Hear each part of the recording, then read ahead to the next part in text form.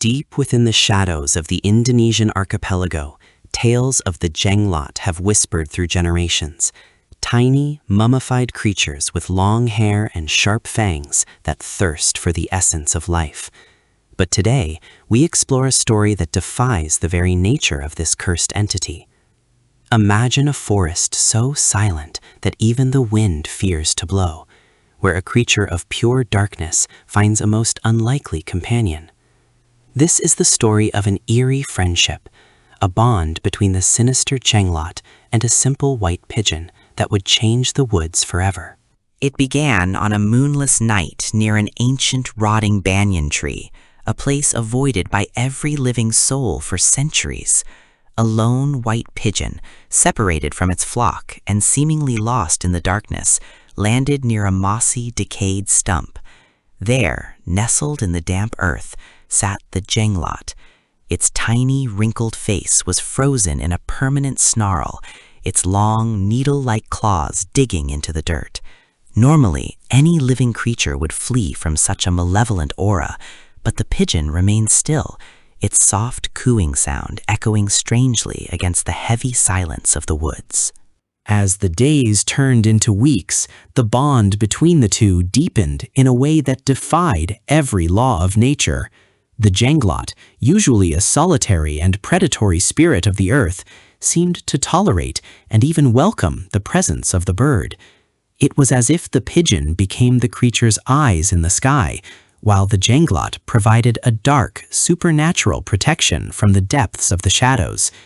They were seen together during the twilight hours, a small, terrifying mummy and a bird whose feathers were beginning to lose their pure luster, turning a sickly shade of gray. Villagers who ventured too close to the forest edge began to report sightings that were truly unsettling.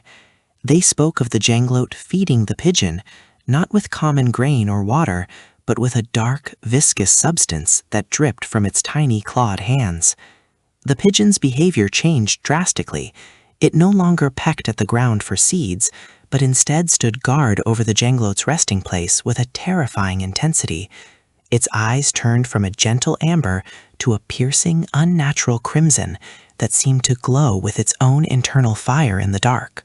The forest itself seemed to react to this unholy alliance. The trees around their clearing began to wither and die, their leaves turning black and brittle, as if the life force was being drained to sustain this strange relationship. The air grew heavy with the scent of ozone and decay. When the sun dipped below the horizon, the pigeon would take flight, circling the canopy with a screech that sounded more like a distorted human cry than a bird's call, signaling to all that its master was awake and hungry for the night's tribute. One night, a local hunter stumbled upon their lair by mistake. He described the Jenglot perched atop the pigeon's back as the bird walked slowly across a bed of dry bones. The Jenglot's long hair trailed behind it like a funeral shroud, and its tiny, sunken eyes reflected the hunter's flashlight with a terrifying ancient intelligence. The pigeon didn't fly away. It stood its ground, puffing out its chest and emitting a low, vibrating growl that shook the hunter to his core, forcing him to drop his gear and flee into the night. It is said that the Jenglot used the pigeon to lure other prey into its grasp. The bird would fly to nearby villages, appearing wounded or lost, drawing kind-hearted souls toward the edge of the deep woods. But once they followed those white wings into the thicket, the pigeon would lead them straight to the ancient banyan tree. There, the Jenglot waited, hidden in the tangled roots, ready to drain the energy of those who were foolish enough to follow a bird possessed by such ancient dark magic. Many went in, but few ever returned. The transformation of the pigeon was eventually complete. Its feathers became hard and sharp like obsidian glass, and its beak grew jagged, mimicking the fangs of its master. They became a singular entity of dread, one of the earth and one of the air. Scholars of the occult suggest that the Jenglot was using the bird as a physical vessel, a way to move through the world of the living during the day, while its physical, mummified form remained safely tethered to the dark soil. Their souls had become inextricably linked, by blood and shadow.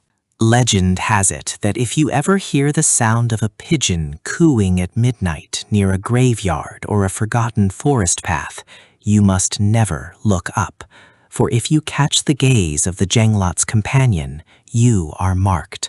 The bird will follow you home, perching on your roof, waiting for the Jenglot to crawl through the shadows of your room.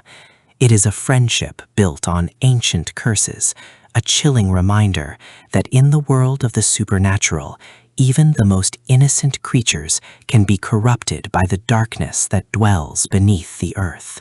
As we conclude this chilling journey into the bond between the Jenglot and the pigeon, we are left to wonder about the secrets hidden in the darkest corners of our world. Is it possible for a soul to be so dark that it can bend nature itself to its will? Or was the pigeon always a part of that darkness? Thank you for joining us on this eerie exploration of Indonesian folklore.